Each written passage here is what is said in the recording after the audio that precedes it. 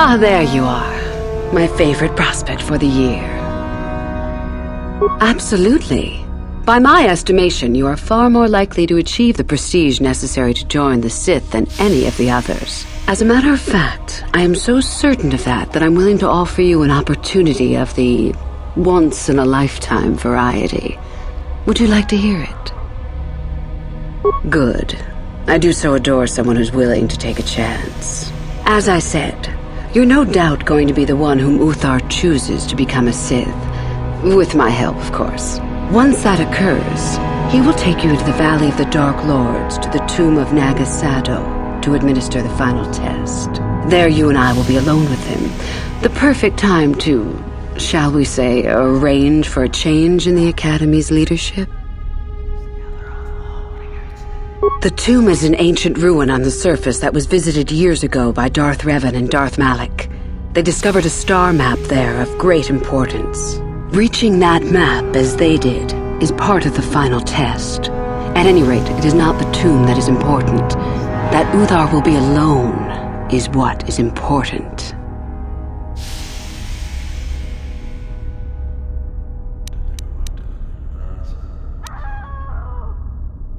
My part in this is to help you gain enough prestige and slow down the progress of the other hopefuls. I want you in that tomb when the time is right. We destroy Master Uthar together and I take his place. And you take your place at my side. A beautiful plan in its sheer simplicity. Is that such a daunting prospect? It is not as if I am asking you to perform the task alone, or as if you will get nothing out of it. Master Uthar cannot prevail against us both. That's all there is to it. It is a very simple matter.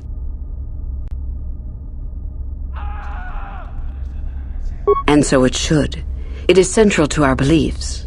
It is my responsibility to replace my master when I am strong enough.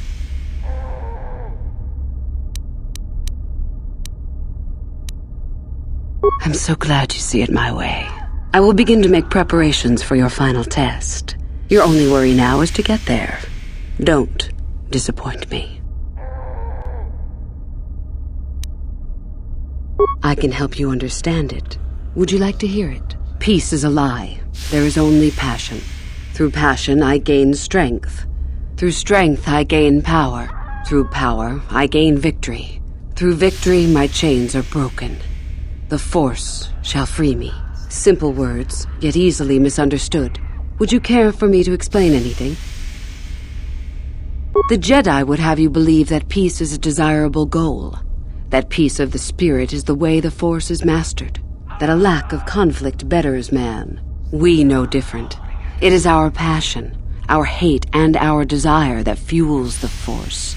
It is conflict that improves the lot of civilization and single being both. Conflict forces one to better oneself. It forces change, growth, adaptation, evolution, or death. These are not our laws, but the universe's. Without conflict, you have only stagnation.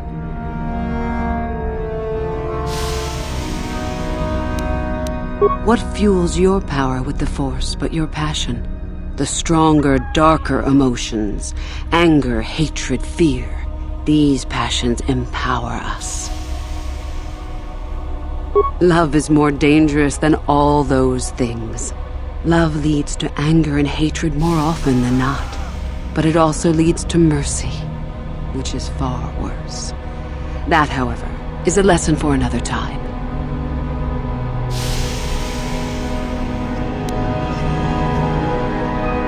Negative?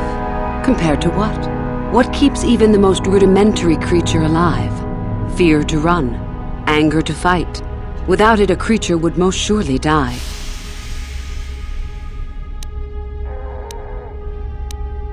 We are far more than them, perhaps.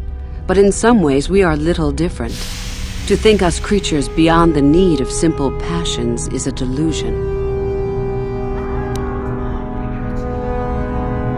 The Force gives us all power, even the Jedi. It is our mastery of our passion that gives us the strength they lack. It is our goal to be stronger, to achieve our potential and not rest upon our laurels. We are the seekers, not the shepherds. The Jedi would have you believe that peace is a desirable goal, that peace of the spirit is What fuels your power? Love is... It is our...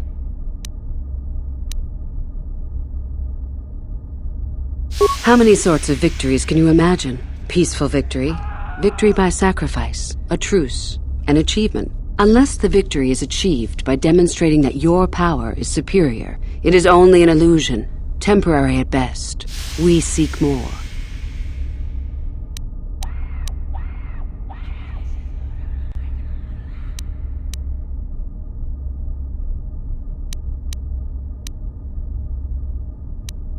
The stronger you become in the Force, the more power you will achieve. But always must you fight for your power. Without strife, your victory has no meaning. Without strife, you do not advance. Without strife, there is only stagnation.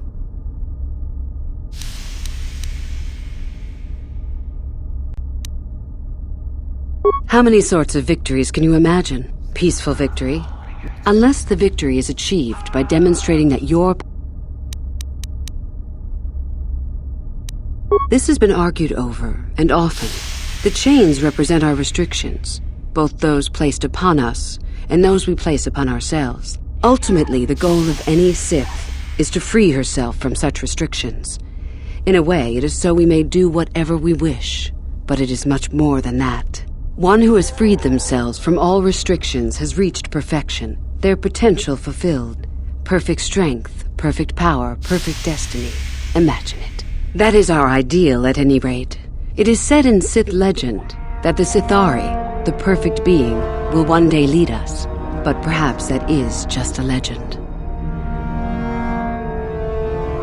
I wonder what that being would be like. The legends say the Sithari will destroy us and make us stronger than ever. But perhaps that is just a legend. Perfection is a goal, I think, rather than a state of being. The Jedi would argue that, no doubt.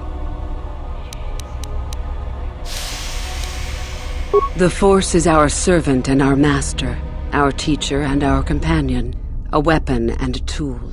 Know it, and you know the universe. Master it, and you master the universe. Strive for perfection, and the Force shall reward you.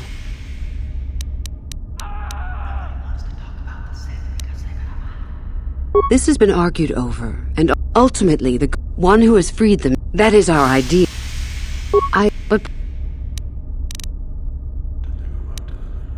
The Force is our servant and our master, our teacher and our companion, a weapon. Know it, and you know the universe. Master it, and you master the universe. Strive for perfection, and the Force shall reward you. I am not surprised. The Force is strong with you. Master it, and it shall serve you well.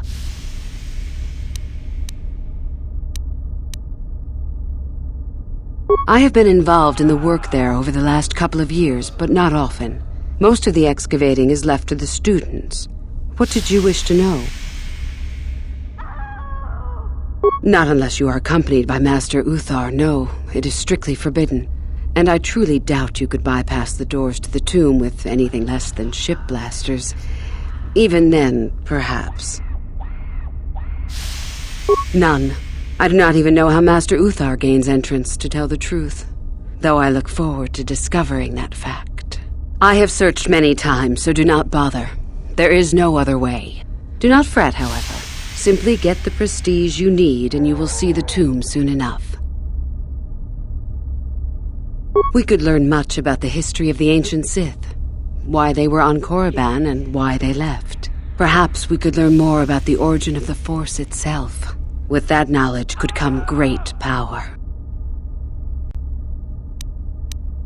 Not unless you are accompanied by... As you wish.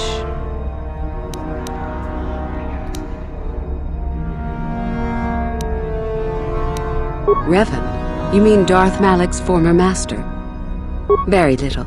I never met him personally, though I heard he was a very powerful man. Very charismatic. In the end, Revan was outshone by his pupil. Such is the way of the Sith. Why? Is this dead man of importance to you?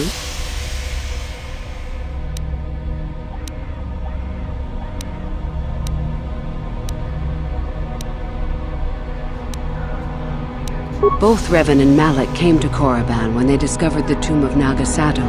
That was before my time. Anything is possible. Uthar's former master still lives, though he is in no condition to challenge his former pupil for leadership. Perhaps the same is true for Revan. Perhaps Revan is out there, somewhere, waiting to take revenge upon Malak. More likely, what we were told is the truth. Revan is dead. Malak would be foolish to leave his old master alive, considering all the knowledge Revan held. Both Revan and Malak came to Korriban when they discovered the tomb of Nagasato. That... Fair enough. About myself. I'm originally from Sleheyron, if you must know. I was a slave to a cruel master, Omish the Hutt. I'm sure you don't need to know more. You have had an excellent start. Go, gain more prestige.